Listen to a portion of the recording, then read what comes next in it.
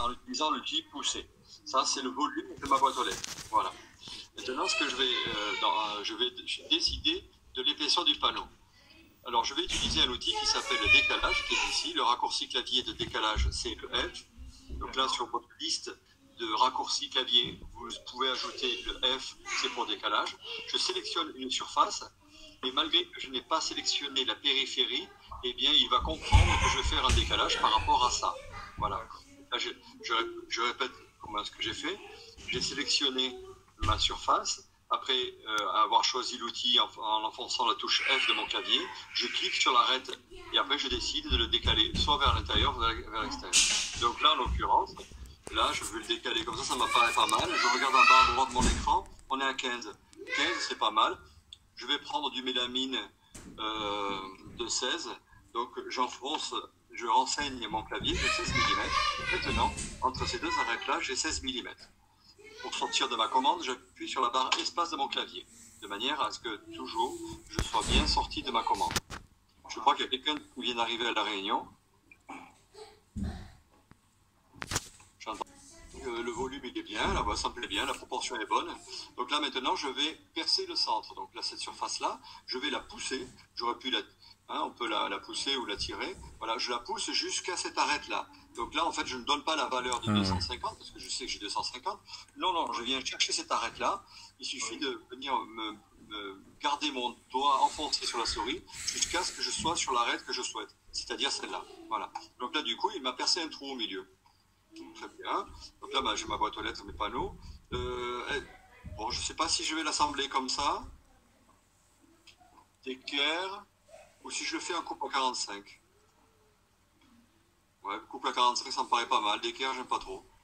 En plus, avec le champ. Donc, voilà. Donc là, je suis toujours en mode je suis en mode réflexion, hein, c'est-à-dire que je réfléchis sur la manière dont je vais fabriquer mon objet. Voilà. Et puis après, je vais faire une porte qui va venir ici, au milieu. Donc R au clavier. Je clique là, je clique ici. Ah ouais. Au niveau de la hauteur, ça m'a dit environ 92. C'est le deuxième 92. 318, c'est le premier chiffre, donc celui-là il est juste. Le deuxième, il faut. Je veux le deuxième. Donc je fais point virgule 90, entrée. Et là maintenant, j'ai bien 90 mm. Voilà. Là, cette surface-là, je la supprime. Donc là, on aura la porte. Voilà, c'est pas mal comme ça me plaît bien. Ok. Donc là, maintenant que je viens de faire, de décider un peu de la forme de mon meuble, je vais créer mes composants. Donc là, j'ai besoin de deux composants, le composant du haut, le composant du bas qui me feront les panneaux horizontaux, un composant à droite, un composant à gauche qui est le panneau verticaux, le composant central qui sera une porte, et puis derrière, bien sûr, je vais tâcher de mettre un fond. Donc il y aura aussi un composant à l'arrière. Donc je vais commencer déjà par faire une fenêtre de sélection de gauche à droite pour me sélectionner uniquement les éléments qui vont me permettre de créer mon composant du panneau du haut. Voilà. Je rappelle que si je fais une fenêtre de droite à gauche, eh bien ça sélectionne ce qui est à l'intérieur, mais aussi tout ce qui touche la fenêtre. Et là, en l'occurrence, moi je veux sélectionner uniquement le panneau. Donc la fenêtre de gauche à droite est super pratique puisqu'elle va me permettre de sélectionner uniquement ce panneau. Maintenant, je vais créer un composant. Donc j'enfonce la touche G de mon clavier qui m'appelle la boîte de dialogue créer un composant. Et maintenant, je vais le renseigner. Donc là, je l'appelle, je l'appelle panneau H comme panneau horizontal. Voilà. Je rappelle une chose, je l'avais dit la semaine dernière, mais je le rappelle encore cette semaine ici. Ce qui est important, c'est que quand je suis en train de créer un composant et que ce composant touche d'autres éléments, et c'est le cas, là par exemple, les éléments que j'ai sélectionnés ne sont pas tout seuls et uniques, ils touchent d'autres éléments, tels que les surfaces et afficher les outils composants, voilà. Ici, on voit dans les composants de mon modèle, ici, eh bien, on voit bien que mon composant n'est pas créé. Et donc, c'est super frustrant. Et au début, j'ai souvent coordonné l'épaisseur, je vais la donner après. Oui. Voilà. Et donc là, j'ai 1, 2, 3 composants. Donc, tout ce qui est ici, je peux le supprimer. Tout ce qui est ici en bas, je le supprime. Et j'ai 1, 2, 3 composants. Alors, je supprimé parce que vous comprenez bien que ce composant-là, je vais le copier et je vais le mettre de l'autre côté. Et je vais faire pareil entre le haut et le bas. Et la porte, par exemple, c'est une porte que je vais faire de 16 mm. Voilà. Double-clic pour rentrer à l'intérieur de mon composant. P au clavier. Je le pousse, je lui donne une épaisseur de 16 mm. Voilà. Voilà. Je vais peut-être même y faire un petit chanfrein à l'intérieur. Je vais faire une ligne de là. Voilà.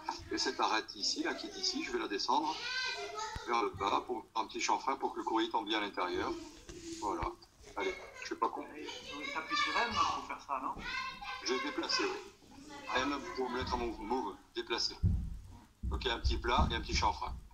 J'aurais pu aussi, bien sûr, faire une ligne de là à là, par exemple. Voilà, une ligne de là à là. Et après pousser cette succession. Ça aurait pu marcher aussi, donc il y a le même résultat. Maintenant, je vais m'occuper de ce composant-là. Alors, ce composant-là, je l'ai récupéré de la surface du haut, la surface du bas et la surface devant.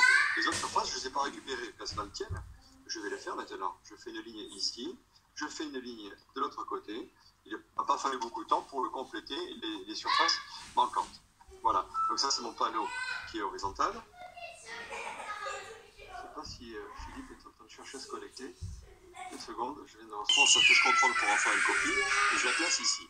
La couleur qu'il y a entre les deux, donc cette arête qui est ici, elle est bleue. Donc je me mets sur le volume que je viens de déplacer, le poquet, pardon. Je fais clic droit, retourner le long de l'axe bleu, puisque c'est l'axe bleu qui se trouve entre les deux.